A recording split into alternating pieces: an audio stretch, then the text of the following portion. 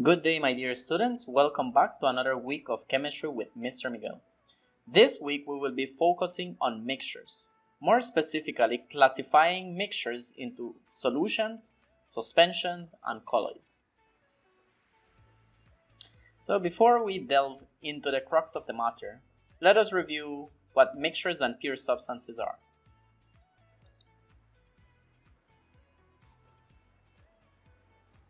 If you notice from the slide, it says that a pure substance is a sample of matter that has distinct properties and a composition that does not vary from sample to sample.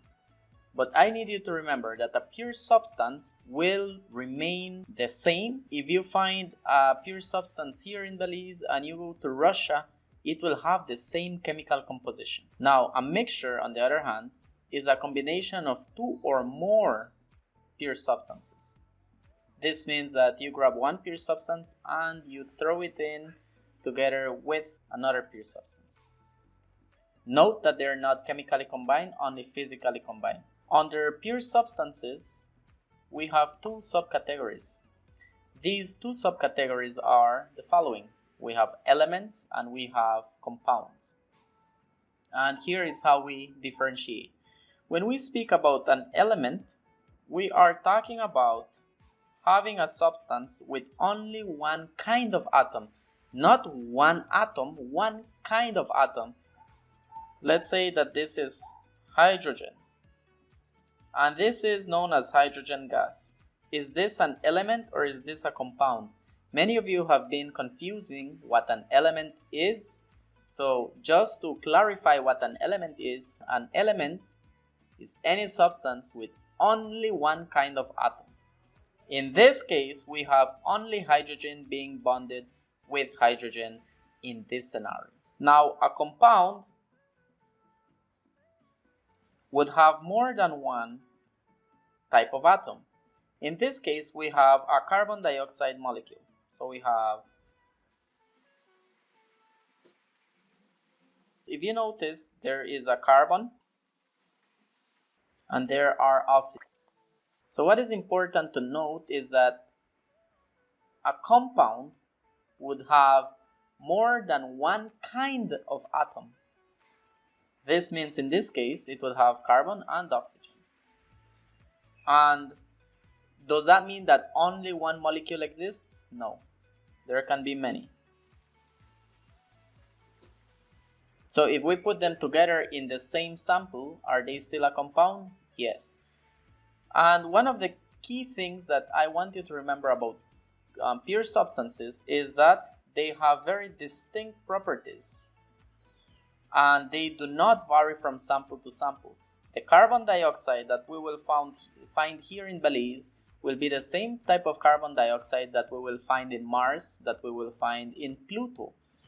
Therefore, the chemical composition of pure substances remain the same. And the difference between the element and the compound is that the element only has one kind of atom, while the compound has more atoms that are chemically combined. So let us move into mixtures. Mixtures are combinations of two or more pure substances in which each substance retains its own identity. And we have two subcategories of this. We have homogeneous mixtures and we have heterogeneous mixtures. I will briefly go over homogeneous and heterogeneous mixtures. This is how we classify mixtures. First of all, we have homogeneous mixtures and heterogeneous mixtures. Then under homogeneous mixtures, we have solutions, and under heterogeneous mixtures, we have colloids and suspensions. So this would be the full classification of mixtures. When we speak about a homogeneous mixture, we are talking about different pure substances that are physically combined in a uniform pattern. So in a homogeneous mixture, the particles themselves would have a uniform pattern. And because they have a uniform pattern, I kind of imagine that homogeneous mixtures are like this, like students wearing the same uniform. Of course, the shirt and the pants are different, So they're different substances, but they are spread out in a way that is uniform or even. And this is how a homogeneous mixture would look like. When you mix water with Kool-Aid, and you notice that the Kool-Aid dissolves and the whole liquid turns red, the whole substance that composes the Kool-Aid mixes evenly and spreads out evenly throughout the water. That is what a homogeneous mixture is. Now let us move to another objective, and that is to define and describe the different types of solutions. So look, let me clarify something very shortly here. When we talk about homogeneous mixtures, which we saw a while ago like Kool-Aid, and we saw that the substances, they spread out evenly throughout the water, we are most likely talking about a solution. In this scenario, we have a solution of copper 2 sulfate. And normally you would not be able to know that, hey, this is not a pure substance. How come? How come this thing is not a pure substance? If we were to separate this solution known as copper 2 sulfate, we would have to break it apart into the salt that we know as copper 2 sulfate crystals and water, more specifically distilled water. When we talk about distilled water, we are talking about pure water. Once you mix the salt with the water, it brings about a solution. And notice that you're not able to see any salt particles within the solution. That is because the salt dissolves completely in water. Also, I want you to take note that I put two different words here in this slide. The first one is solvent, and the second one that you need to know is solute. But what is so important about these words? It's because we use them in chemistry frequently. The solvent is normally the main dissolver, and I'll put dissolver because it's the substance that will dissolve the other one, and the solute would be the minor component, which is the thing that dissolves. So when we look at a solute, the one that is the lesser component, that will be the solute majority of the time.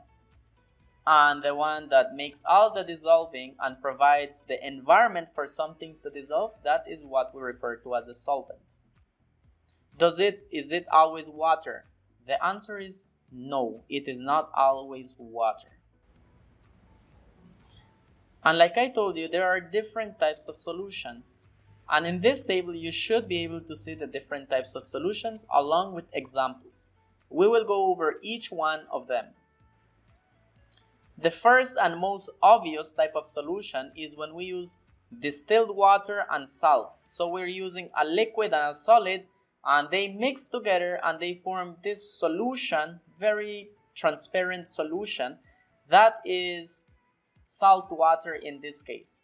So a liquid and a solid mix together and the solute fully dissolving in the water.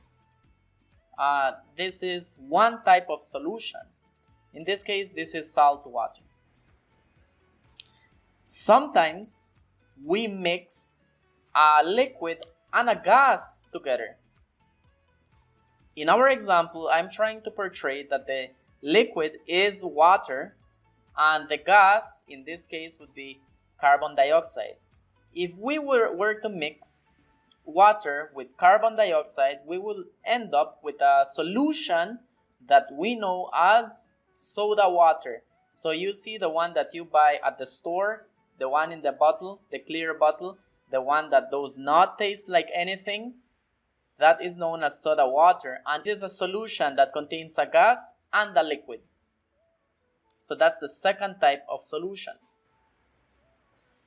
The third type of solution is a little bit different, and you weren't expecting this. We have copper and zinc. These are two pure substances. Brass is a mixture of copper and zinc. Strange, right? So think about the coin that you are holding in your wallet. Another type of solution is liquid and liquid. Now, here is the real problem. Which one is the solvent? Which one is the solute? Mister, I don't know. Which one is the solvent? Which one is the solute? The one that you put less of, or the minor component, will always be the solute. That means that if you have a glass of water and you put a little cup of alcohol, they're both liquids, you will end up with something like rum. And rum would be a solution, a homogeneous solution. It is a mixture of ethanol and water. Ethanol is the type of alcohol that we usually drink or can consume. And when you mix it together, you form rum. And the solute would be the one that receives little quantities of the substance. For example, if we were to add a gallon of ethanol and a glass of water, then the solute and the solvent would change. Our final type of solution is a common one, but yet harder to identify. That is because this solution consists of two gases. In this case, we have nitrogen and oxygen. These two gases both exist in the atmosphere. They're always mixed with each other. When you breathe in, you are breathing approximately 78% nitrogen. Did you know that? It's not only oxygen that you breathe in. You breathe in 78% nitrogen. Then you also breathe in 21% oxygen. They're mixed together. If you look around, you should be able to note that there is no difference in the air that you're breathing. That's why it is known as a solution, because it's evenly distributed. Normally, this would be at sea level, because at different layers, as we climb up in altitude, the composition might change. And those are all the types of solutions that we would look at.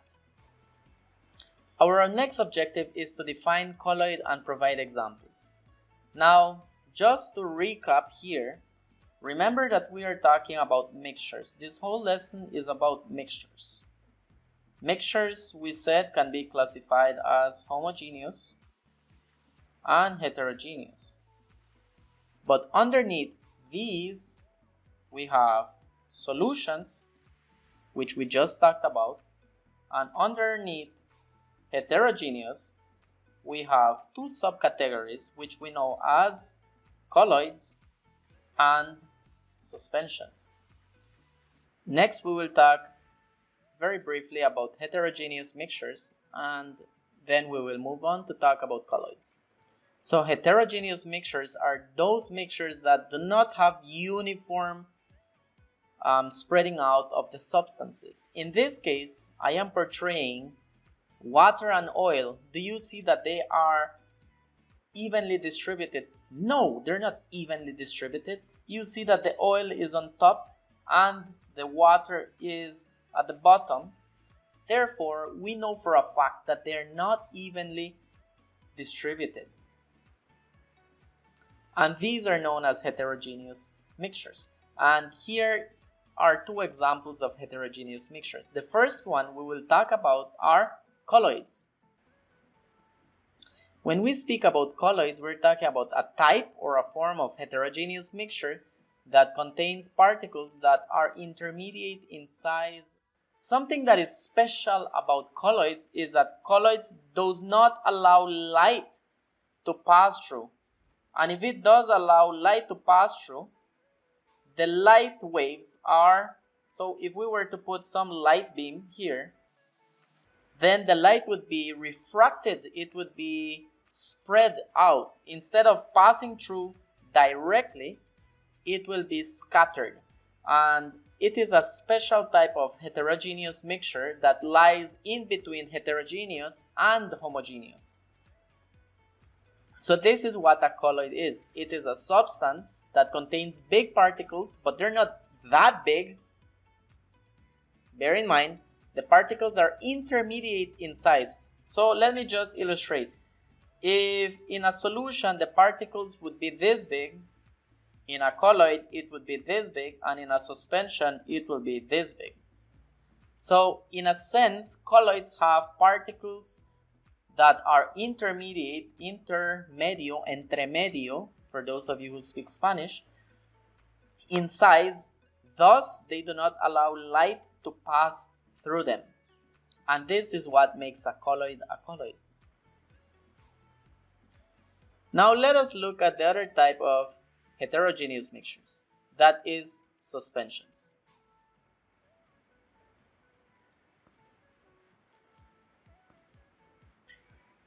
Suspensions are a type of heterogeneous mixtures whereby particles can be seen with the bare eyes floating on the liquid. Typically it's a liquid. And if you grab like a glass of water and add sand into it, normally you would see particles floating in the water. They're suspended in the water, and that is why they are known as a suspension. These particles, because you're able to see them with your bare eyes, or some of you need glasses, but because you're able to distinguish these particles suspended in the liquid, that is why it's known as a suspension. Which brings me back to the final objective, the Tyndall effect. There was once a man whose surname was Tyndall, and he studied mixtures in more detail. He noticed that there was this type of mixture that when you shone light through it, light would pass directly through it. None of the light would be refracted. Then he also noticed that some mixture became so opaco, that did not allow light to pass through it. Yet he could not see the particles that were scattering the light, so he called it a colloid. Then he came across a type of heterogeneous mixture where he could actually see the light being scattered, but in that instant he noticed that there were some particles floating in the liquid which scattered the light, and he called this a suspension. And just to illustrate a little bit more on that, let's watch a short video.